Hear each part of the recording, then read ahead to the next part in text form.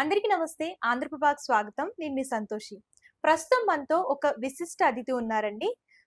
ప్రముఖ విద్యావేత్త, అలాగే చారిత్రక విశ్లేషకులైనటువంటి ముదిగొండ శివప్రసాద్ గారు మనతో పాటు ఉన్నారు.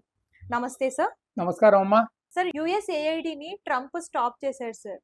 అసలు ఎందుకు స్టాప్ చేశారు? అసలు ఈ యుఎస్ఏఐడి అంటే ఏంటి? దీని గురించి చెప్పండి సార్. అందరికీ నమస్కారం. నా పేరు professor Mudigonda Sivaprasad, retired professor of Osmania university, Shivam road, Hyderabad, Telangana. Here is an important topic.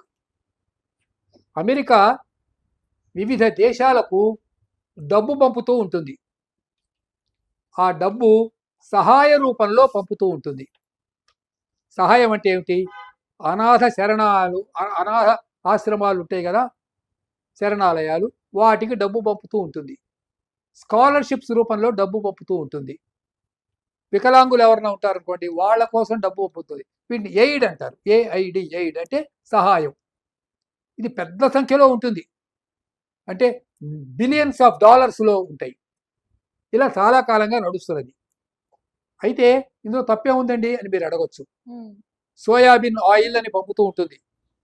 Soybean oil, అలాగే ఈ ఫుడ్ పంపుతూ ఉంటుంది.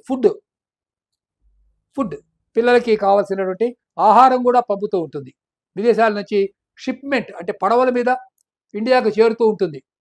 ఈ రకంగా పంపేటటువంటి ఆహారం ఏదైతే ఉన్నదో దీనికి యుఎస్ ఎయిడ్ అనే పేరు ఉంటుంది. ఇక్కడ ప్రశ్న ఏమిటంటే, ఈ వస్తున్నటువంటి నిధులు ఇండియాకి కొన్ని రహస్య మార్గాల ద్వారా వస్తున్నాయి. రహస్య మార్గాల ద్వారా రావటం ఏమిటి?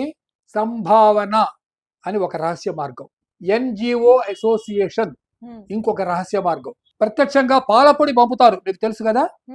పాలపొడి ప్యాకెట్లు వస్తుంటాయి ఫారిన్ నుంచి, మిల్క్ పౌడర్, సోయాబీన్ ఆయిల్ పంపుతుంటారు. ఇవి పైకి కనపడేవి. ఈ ఎన్జిఓ అసోసియేషన్ ద్వారా వచ్చే ఈ డబ్బు ఏంటంటే ఇవి టెర్రరిస్టులకు పంపుతుంటారు. ఈ టెర్రరిస్టులు, జిహాదీ టెర్రరిస్టులు, లష్కర్ ఏ తోయిబా, అమెరికా నుంచి వచ్చే డబ్బు లష్కర్ ఈ తోయిబాకి ఎట్లా చేరిందమ్మా? ఈ డబ్బు తీసుకొని వాళ్ళు ఏం చేయాలంటే నరేంద్ర మోడీ ప్రభుత్వాన్ని బదనాం చేయాలి. They want to defame the elected, duly elected popular Narendra Modi government. They want to bring down this government. That is USAID. అర్థమైందా? విదేశాల నుంచి వచ్చిన డబ్బుతో దేశవ్యాప్తంగా 9,000 మంది జర్నలిస్టులను కొనేశారు. 9,000 మందిని. ఇది ఒక ఇండియాకు మాత్రమే పరిమితం కాదు. జూలియస్ అసాంజే విక్లీక్స్ అన్నటువంటి పేపర్లో ఈ విషయాలు కూడా బయటపెట్టాడు. ప్రపంచవ్యాప్తంగా వాళ్ళు ఈ పనులు చేస్తుంటారు. ఉదాహరణకి మొన్న అంటే జస్ట్ ఫ్యూ మంత్స్ బ్యాక్ బంగ్లాదేశ్లో షేక్ హసీనా అనే ఆవిడ ఎన్నికైన ప్రభుత్వాన్ని కూలగొట్టారు. వీళ్ళే, ఈ యుఎస్ఎయిడ్ వాళ్ళే కూలగొట్టి తమకు కావలసిన ఖలీదా జియా అనే ఆవిడ తెచ్చి ఇప్పుడు అక్కడ కూర్చోబెట్టారు. ఇప్పుడు అర్థమైందా యుఎస్ఎయిడ్ అంటే ఏమిటో?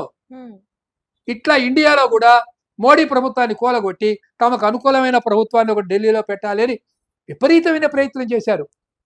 2024 ఎలక్షన్స్ అయినాయి కదా, మోడీకి వ్యతిరేకంగా బిలియన్స్ ఆఫ్ డాలర్స్ ఇండియాలోకి పంపు చేశారు. అయితే అదృష్టవశాత్తు మోడీ గారు మళ్ళీ గెలిచాడు. ఈ రకంగా జరుగుతున్నటువంటి దీనికి వ్యతిరేకంగా ఒక ఆందోళన బయలుదేరింది. వాళ్ళ ప్రయత్నం ఏంటంటే ఈ వచ్చే డబ్బుతో ఇండియాలో క్రిస్టియన్ సామ్రాజ్యం స్థాపించాలి అనేది వాళ్ళ లక్ష్యం. They want to convert all Hindus into Christians and establish there evangelical Christian dynasty in India right from Kashmir to Kanyakumari. That is their motive. For that purpose they are sending huge amount, pumping huge amount, trillions, billions and billions of dollars into India. This is called USAID. ఈ విషయం ఇప్పుడు చర్చలోకి వచ్చేసరికి మొన్న ఒక వారం రోజుల క్రితం Trump అధికారంలోకి వచ్చాక ఈ గొడవంతా అందరికీ తెలిసి ట్రంప్ ఈ యుఎస్ఎయిడ్ను ఆపాడు.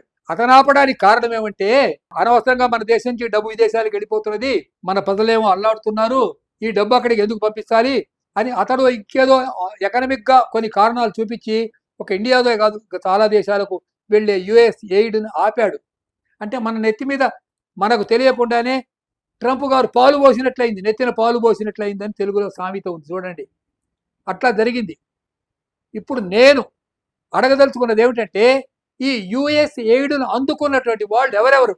Some state governments have also received this USAID. ఆ స్టేట్ గవర్నమెంట్స్ ఎవరు? Some institutions have received. Who are those institutions? It is for our honourable home minister to install an enquiry immediately and bring down and bring it to the book. అంటే ఈ పేర్లన్నింటినీ కూడా తెలుసుకోవాల్సిన అవసరం మన భారతీయ పౌరులకు ఉంది. ఒక సిటిజన్గా నాకు ఉన్నది. ఈ USAIDని ఎవరెవరు రిసీవ్ చేసుకున్నారు, ఎన్ని కోట్లు ఎవరి ఖాతాల్లోకి వెళ్ళినాయి చెప్పండి. ఈ రహస్య సమాచారం అంతా వెలుగులోనికి తీసుకొని రావాల్సిందిగా. నాకు కొన్ని తెలుసు అంటే నేనేమి రీసెర్చ్ స్పై అంటే ఏమిటి, గూఢచర్య చేసి సంపాదించేవి కాదు. ఇట్లాగే ఇన్ఫర్మేషన్ సంపాదించాను. కొన్ని ఇంగ్లీష్ ఛానల్స్లో వచ్చినాయి ఇన్ఫర్మేషన్. ఆ ఇన్ఫర్మేషన్ అంతా కూడా నేను రాసి పెట్టుకున్నాను. అది మీకు కూడా తెలుసు, తెలియదని కాదు.